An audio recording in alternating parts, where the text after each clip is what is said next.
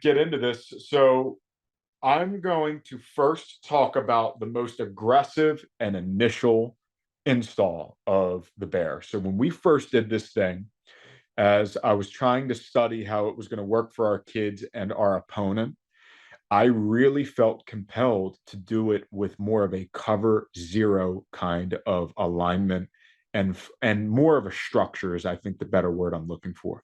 Because what we found was with the cover zero is it is relentlessly simple, probably the most simple defense from a alignment assignment perspective because the nature of the box pre-gaps out the defense.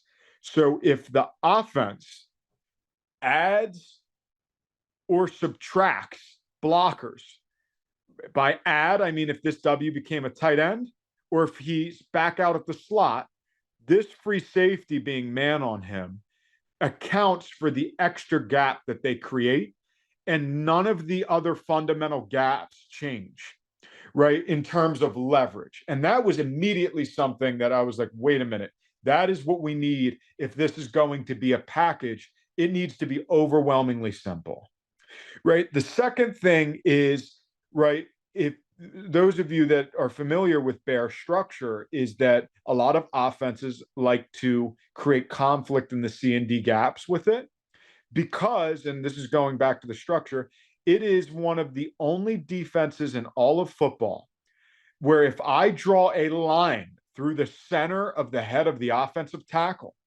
it is one of the only defenses where there's 5 defenders inside of those 2 lines. So that's what makes the bear uniquely different, right? Is that you have all of this action inside, so they're going to create those conflicts. This coverage running the zero stuff is always going to allow you to have a lot of layering in that C gap. Okay, so this is why we run it with the zero. Okay, and if you get the Y or 2-back situation, you can get very creative with how you play that 4th defensive back on that player. So let's talk that through from a structure perspective, right? Y off, you have the Y back play and you have the counter play.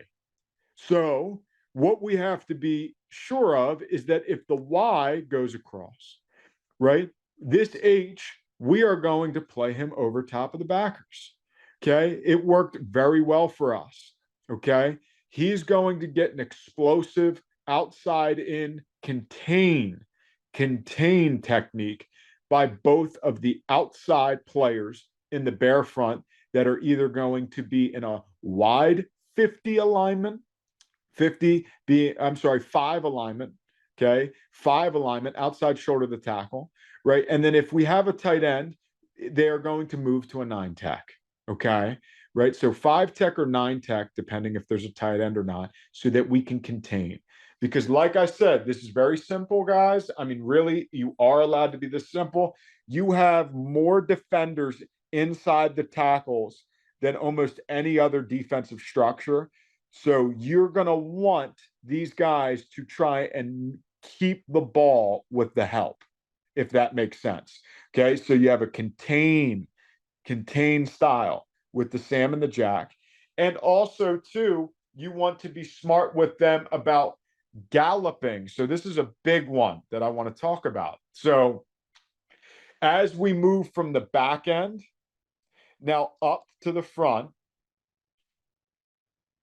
and we'll go back to that, right? We want to make sure, right, that these guys aren't blindingly running upfield and creating scenes, right? So they're going to gallop and contain, because we want them to help on the peel situation with the back. So to sum it up, before we get into formations, I'm excited to show you guys that because you're going to see how what I meant with the Y off in the back. But to put it simple, in this package, before I show you the 1 high stuff, it is true zero. And then these guys are involved with the peel game. and then these guys will replace in the rush. So that's the structure. Okay. That's the structure. So let's talk to formations here. What I love about this package is it's so aggressive minded because it's so easy for the kids to line up. The safeties, right? They're either man on number 2 strong, counting from the outside in eligible receivers, 1, 2, right? So they're either man on 2 strong, right? And if there's no 2 strong, they're man on number 3 to the opposite side, right? So you guys can see that in these standard formations. But what I'm really excited to talk to you about is look at what happens here when you got the 2 back, right? So we talked about the Y off, right? And that safety, right, in the Y off deal, right? He's going to play behind the depth of the linebackers and man on him. If he falls back, he's falling over the linebackers. Okay. Now, what happens when you have the 2 back? What's so great about this, gentlemen, you can play this however you want. So we mixed it up depending on our opponent, but you can maintain a balanced safety alignment, right? And have that hatchet more as a weak alignment because you're kind of peeling on these guys, right? You have everybody accounted for, right? Or you can have them over the middle of the formation and tracking the fullback. That was a huge one for us as a mix-up, right? I know we talked about 11 personnel, gentlemen, right? And this being a great answer for heavy spread run sets. But I told you, it just kept evolving, right? And this was just such a unique look that, then, I mean, honestly, as coaches that we were used to in the past. And man, it created some good things for us because now you have just a free hitter on the fullback there, but it still doesn't break the rules. All the rules are still the same, very limited teaching, right? If you get the nub set, right, that corner's still going to treat him as number 1. Okay. And now he's playing the gap. So now that we've talked about the structure, okay, I really want to get into, right, the run fits and really getting into this thing. So we're going to talk, gentlemen, from the back end up to the front. So starting with the secondary, the linebackers, then we're really going to get into the defensive line. Okay. So for example, where the secondary needs to be very responsible for the run fit is if they are responsible for an inline tight end or a back. So in this formation here, right, we have our standard pro doubles 11 personnel formation. Our free safety just in this picture, right, our safety man on number 2, that's the tight end, right? He now has a tight end, he's man on him, but also now he is a bonus +1 run fitter in that C gap, because we talked about it. The Sam, if he gets a tight end, 9 technique, always on the edge, right? So now, right, this safety, right, he is going to play a flat foot technique at 7 yards of depth, heels at 7 to be exact, because we want him on a different level of the linebackers. And the reason why we want him as a flat foot is because he is a +1 leverage defender in the ball in that C gap. So let's talk about what we can get here, okay? Let me try and annotate this, okay?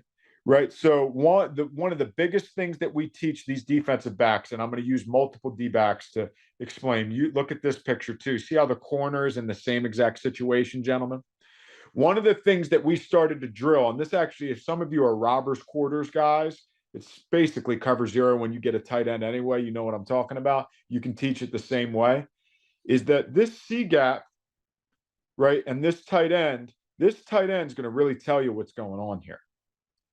If you get the down block, we are going to pound depth, because if he's moving down, that Sam is now unblocked, right? And if they're trying to threaten to the perimeter, that Mike's going to scrape, and now you have 2 guys in the D gap.